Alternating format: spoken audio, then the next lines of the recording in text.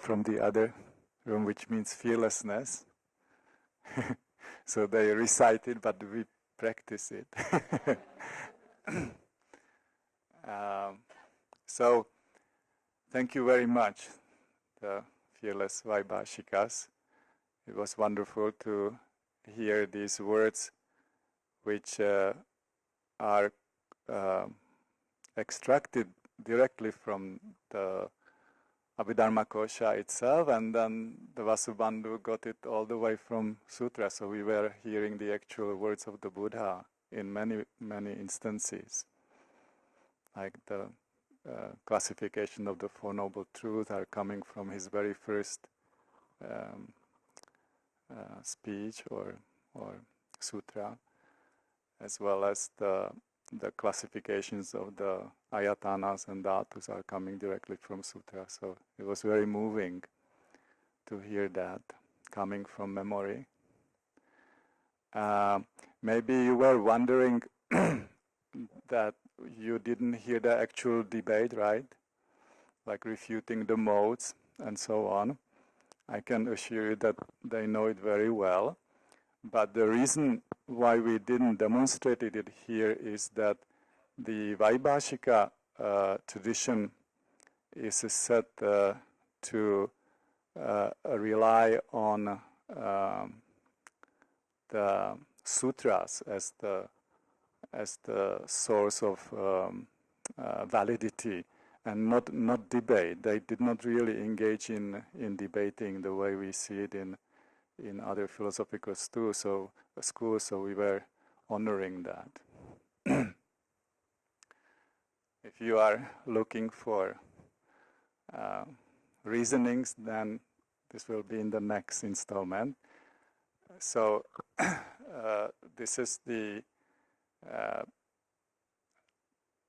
attempt, our first attempt to try to invoke the ethos of the mind-only or Cittamatra philosophical system, and specifically enacting the three reasonings which our root text is giving to prove the main tenet of mind-only school, which is the non-separation of the object of direct perception and the direct perception. So enjoy.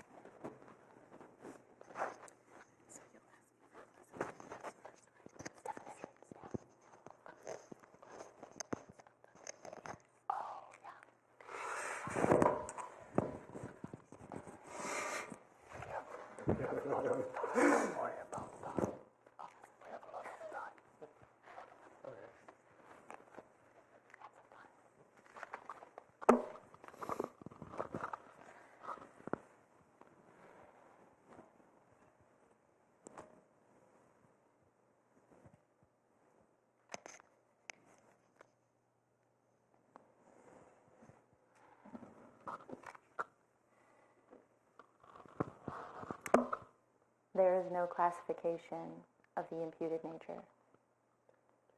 Of the three natures? Oh. That is not the case. That is not the case. Then there is. I accept. Show. The imputed nature, the dependent nature, and the perfect nature. There is no classification of the imputed nature. That is not the case. Then there is. I accept. Show. The imputed nature devoid of characteristics and the nominal imputed nature. There is no definition of the imputed nature. That is not the case. Then there is. I accept. Show. The dualistic appearance of apprehender and apprehended, while not existent, merely exists as a thought, merely imputed by a thought. There is no definition for the imputed nature devoid of characteristic. That is not the case. And there is? I accept. Show. An entity, while not at all established, that is not at all established, but is imputed by thought. There is no definition for the nominal imputed nature. That is not the case. And there is? I accept. Show. The appearance of object generalities and non-conditioned phenomena to conceptual mind, and the appearance of duality of the apprehender and apprehended to non-conceptual sense consciousnesses as distinct appearances. I accept. Then there is no definition of the dependent nature. That is not the case. And there is? I accept. Show. All phenomena that arise due to causes and conditions, the skandhas, ayatanas, and dhatus that appear as the apprehending aspect and the apprehended aspect. There is no classification of the dependent nature. That is not the case. And there is? I accept. Show. The pure dependent nature and the impure dependent nature. There is no definition of the pure dependent nature. That is not the case. And there is? I accept. Show. Experiential non-dual cognitive awareness and the attachment-free appearances to the post-meditation cognition of aryas such as pure marks and signs. Then there is no definition of the impure dependent nature. That is not the case. Is? I accept. Show.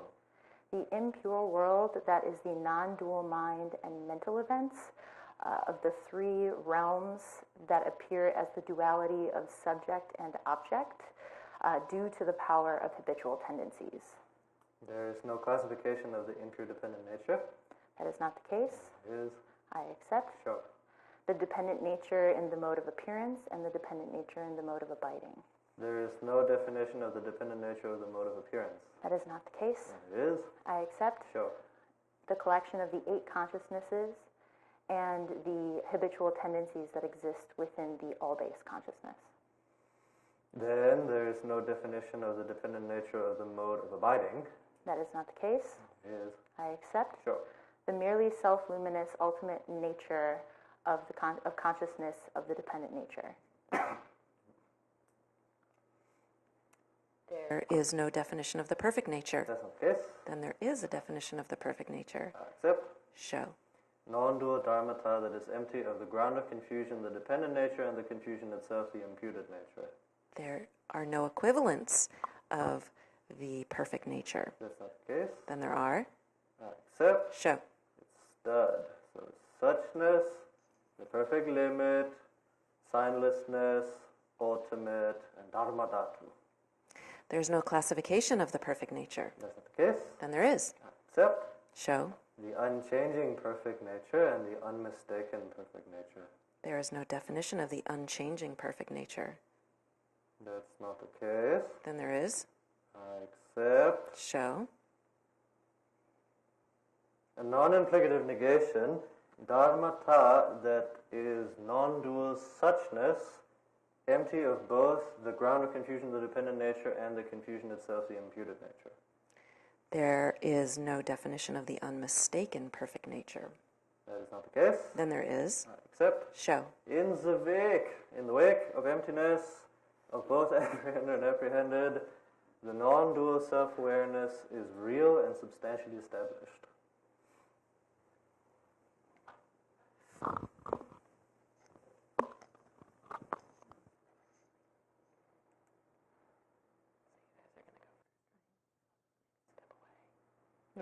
Just stay.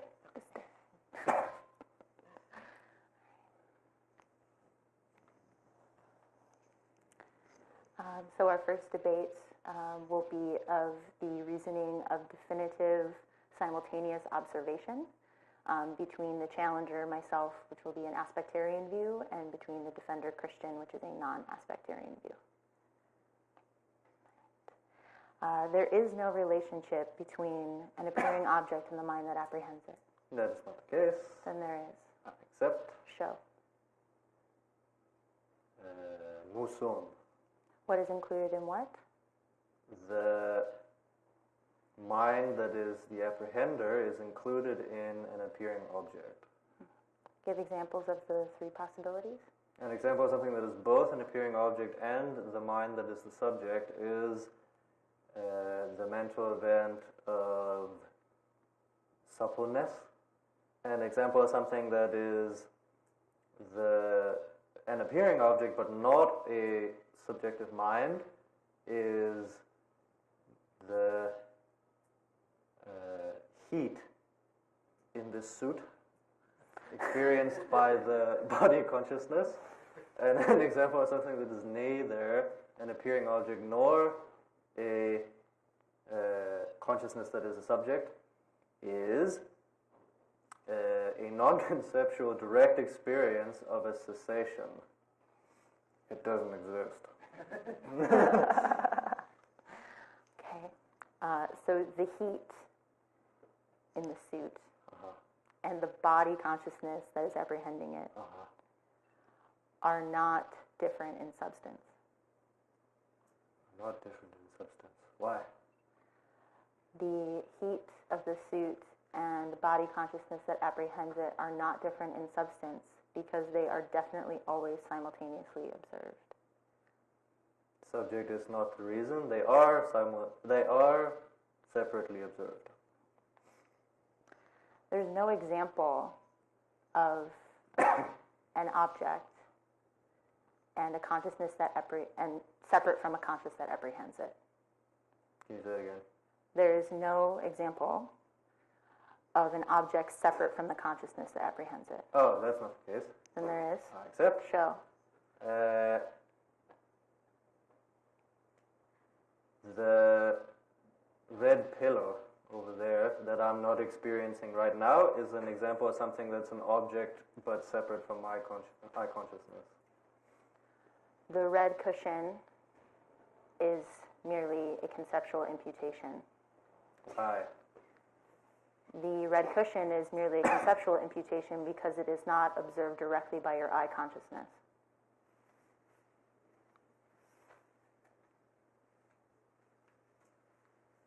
In this moment, okay, I accept. In this moment, yes.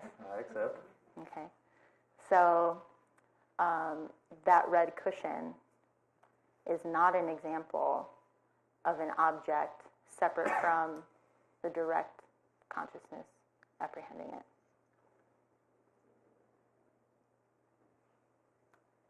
Oh, it's not an example of a appearing object. Yeah. Yeah. Okay, I accept. So Doesn't appear to my eye consciousness. yes. So there is no example of an appearing object separate from the mind that apprehends it. I accept.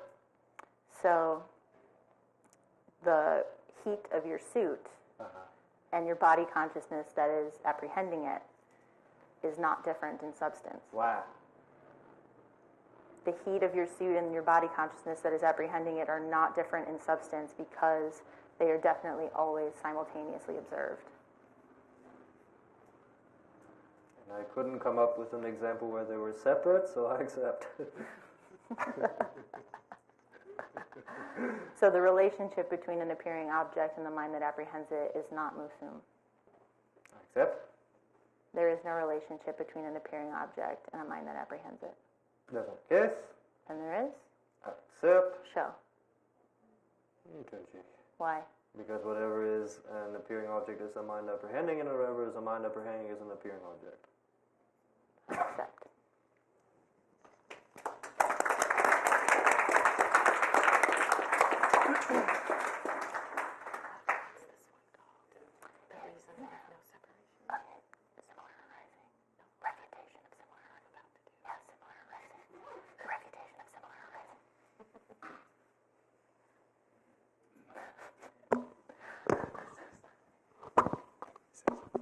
Thank you so much. So, I don't know if you were following it, but a little miracle happened on the cushion when the reasoning mind came to a conclusion that the appearances are not separate from mind.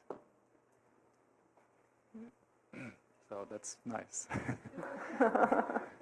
It's good to clarify it conceptually before it arises in meditation, maybe. Thank you. Okay, next, Stephanie and I will be debating, and I will be playing the part of a Chittamatran, and Stephanie will be playing the part of somebody who is a proponent of truly existing external objects. And the reasoning that I will be using to convince her otherwise is the reasoning that refutes similar arising.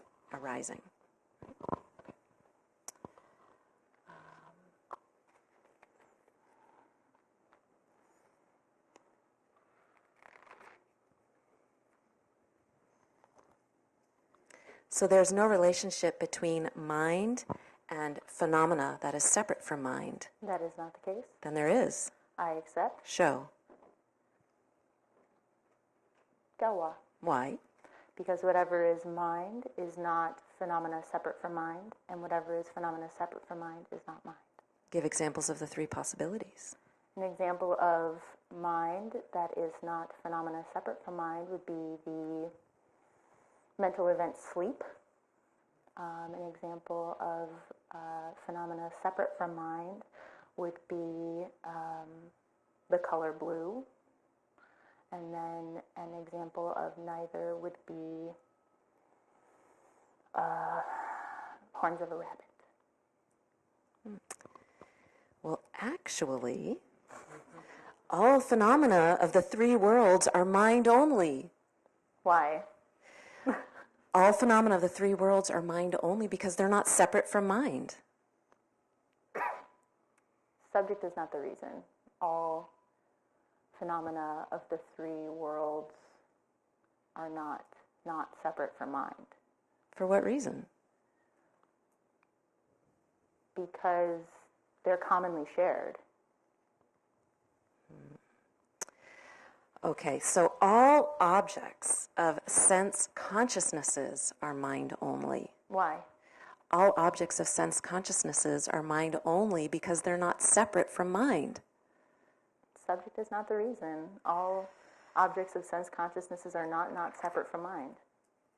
Okay, so this color black here is mind only. Why?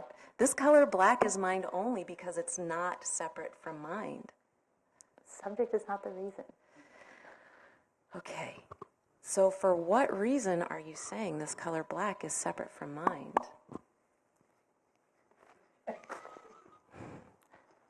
Scott, what color is that? Green.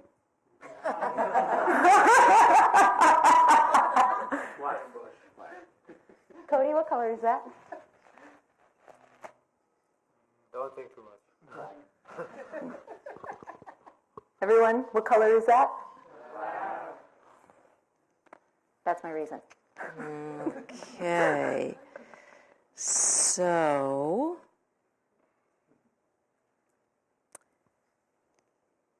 they're experiencing this as black and you're experiencing this as black. I accept. Okay, so it's a shared experience? I accept. Okay, so guess what? Your experience is not my experience. I accept. I accept. Okay, so then your experience of this black is not my experience of this black. Why? Your experience of this black is not my experience of this black because this black, your experience of this black arises uniquely to your individual mind stream.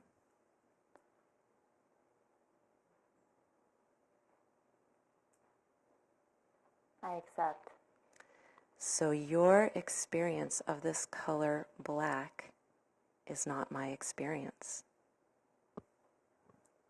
I accept. So the idea that a single external object can be experienced by several consciousnesses is merely a conceptual imputation.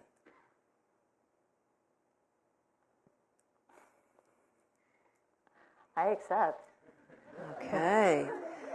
So, your experience of this color black is unique to you. I accept. Your experience of this color black is unique to your mind stream. I accept. Your experience of this color black is not experienced by anyone else. I accept. So this color black appearing to your eye consciousness is not separate from mind. Why? Your experience of this color black is not separate from mind because it appears uniquely to your mind stream. I accept.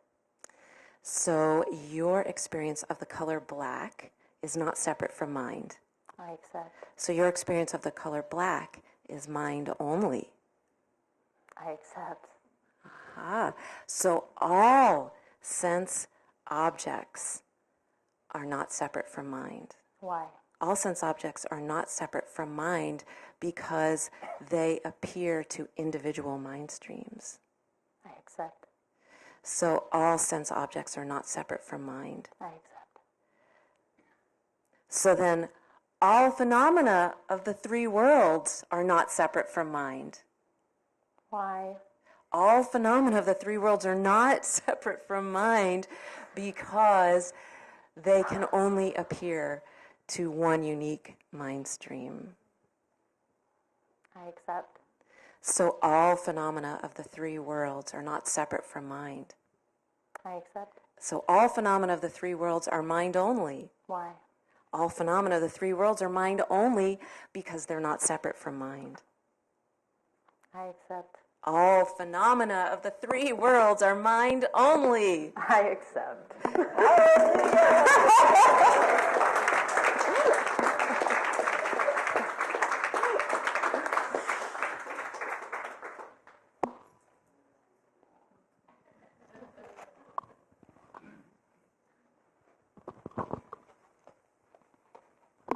Thank you so much. I have nothing to say. I could only spoil it, except that do you want to do this, guys? Is it inviting? Please come to Shadra one day and study debate. Thank you. So, this next debate is me and Alison, and I'll play the Chittamatran's view, and Alison will play a view of a person who believes in external objects out there, matter and stuff like that. And the reasoning I'll be using is called the reason of no connection. That's that. So there is no relationship between mind and matter. That is not the case. It is. I accept. Sure. Gelwa. Why? Because whatever is mind is not matter, and whatever is matter is not mind. Give examples of the three possibilities. Something that is matter and not mind is this black color. Something that is mind and not matter is my eye consciousness perceiving this black color. You sure? Yeah. And something that is neither is the thought of this black color. Okay. The black color and your eye consciousness that's perceiving it are connected. I accept. There is no classification of connection. That is not the case. It is. I accept. Sure. Identical connection and causal connection. The black color and your eye consciousness are not identically connected. I accept. The black color and your eye consciousness is not causally connected. Why? Okay. So they are causally connected. I accept. So the black color and your eye consciousness, they are not causally connected. Why? They are not causally connected because they are different in substance. Reason is not included in the predicate. So that which is different in substance is included in causally connected. I accept. For what reason? Because an external object can cause, and does cause, the aspect to arise to consciousness. So the external phenomenon is matter. It's a hidden object. I accept. The hidden object causes an aspect which is mental in nature to arise to a mind. I accept. Then the hidden object consists of particles, is limited in its reach, and is hard and obstructive and all the qualities that matter has. I accept. The mind that is perceiving the color is unlimited in spatial dimension. It is clear and aware, and it has all the qualities a mind would have. I accept. They are of vastly different nature. I accept. Their qualities are mutually exclusive. I accept. Okay.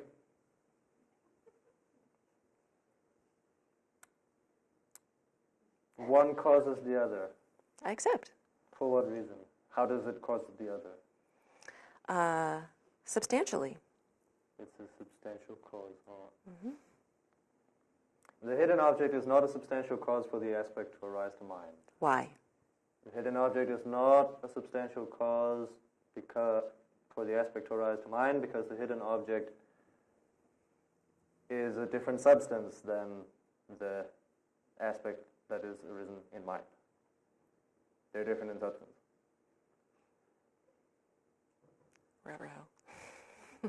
I accept. So they're not substantially caused. I accept. So they're not causally connected. I accept. So they are not connected. I accept.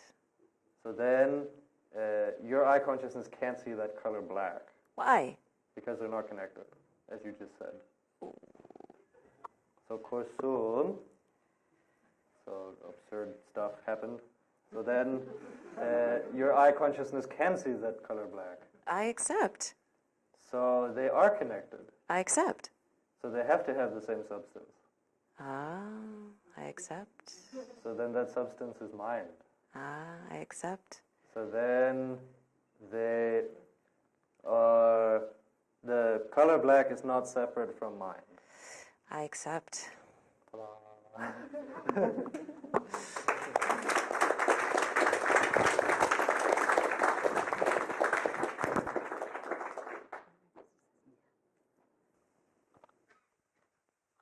Thank you so much. Thank you again. So, in these and similar ways, the Cittamatrins spends their days. It's very enjoyable, as you can see, and I have nothing to say. When you guys are studying it now, right? So you know the three reasonings of the mindfulness school. You could follow it, and for the rest of us, we have to get there to enjoy it more. Thank you.